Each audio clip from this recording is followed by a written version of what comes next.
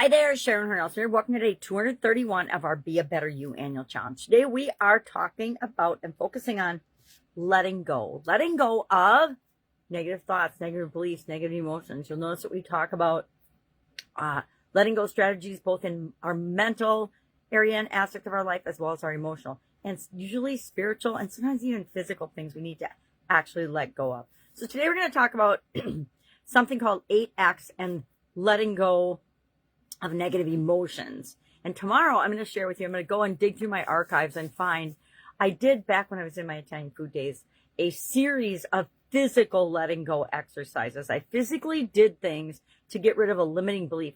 It was the I'm not good enough, I don't deserve belief back in the day. And it is so powerful. I like to revisit it every once in a while, but it shows you how you can add creativity in your own personality and your own style to how you release things, how you let them go. And all letting go means or letting go of negative emotions is not letting them have a negative impact on you anymore. Now, if you can turn them to a positive, all the better. But we want to, flip that switch and do that. But we want to make sure that we have the ability to, and the consciousness and the self-awareness to know when something is negatively impacting us. And usually if we reflect and meditate and have some quiet time and think, we'll see patterns of behaviors, patterns of things that trigger our negative emotions. And we want to let go of those things and let go of those triggers and erase the power that those triggers have on us in order to live and create the life that we want. So what are some of the tools that we use to do that? Hypnosis. I use hypnosis just about every day. Visualization, I do use every day. Meditation, affirmations, I use those things every day. We talked about the flip switch a couple of days ago and the power that has to change us instantly. Now, once we change ourselves in the moment, we want to make sure that we go back and spend a couple of minutes actually releasing and letting go of that negative emotion to the best of our ability. I do it by looking at it, finding the triggers, redefining it. One of my favorite ways to deal with something quickly is to redefine what it means to me and then reinforce that new definition so that for a negative thing, it's almost impossible, literally impossible for me to get to the depths of that negative feeling that I used to experience on a regular basis. The swish pattern, that's from NLP. Tony Robbins teaches that, where you take and then you make big and bold, and we should probably spend a whole day on this tool, the thing that you want, and little and tiny and insignificant the thing that you don't want. So you take different scenes and you flip them really quickly in your mind. It's called the swish pattern. Meditation, of course, works. Just having quiet time to be present and breathe helps us to see more clearly what's actually going on in our lives. So often we get caught up in the emotion of the moment or what's right in front of our face, the immediate, that we don't realize the long-term impact that some of the things that we experience have on us. And then physical acts of eliminating negative emotions. Literally, I remember one day, I was back in my Italian food manufacturing days. I'll share the story tomorrow. I was sick and tired of feeling a certain way. And I had a whole pattern of triggers. And this was before I knew how to look for patterns in my own behavior and triggers. But I knew something was off and I had to get rid of this.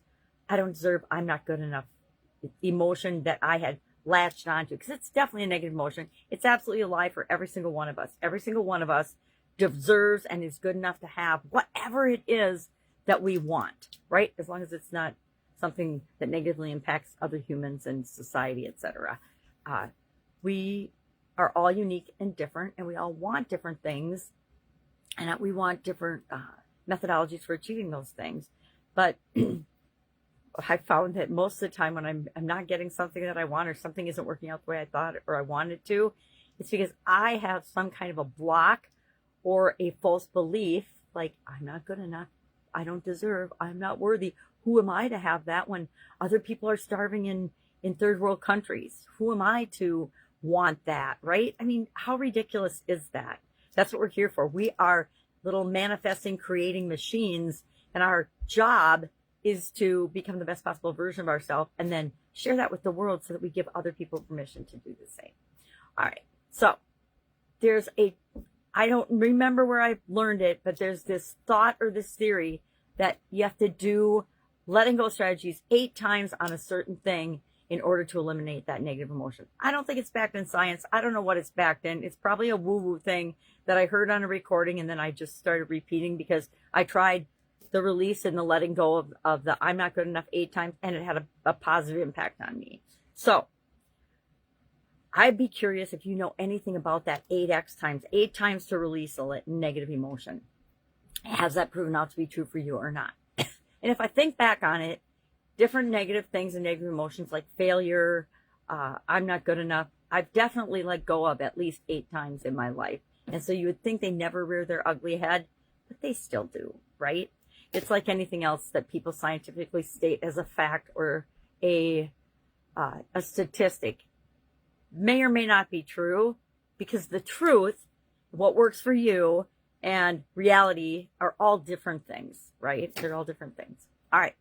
If I can help you anyway, here's what I want you to do today. I want you to pick one letting go strategy and pick one negative emotion that you're experiencing today and apply that strategy to that negative emotion. So, for example, if I feel frustrated today, you know, I've been working on frustration a lot this year. I'm going to actually write that down, frustrated. Frustration is what I'm going to work on today. If I feel frustrated, I'm probably going to flip switch because it's a busy day. But if I can, I will use the swish pattern. And then at the end of the day today, I will use, of course, visualization and hypnosis before I go to bed. And gratitude and appreciation. All right.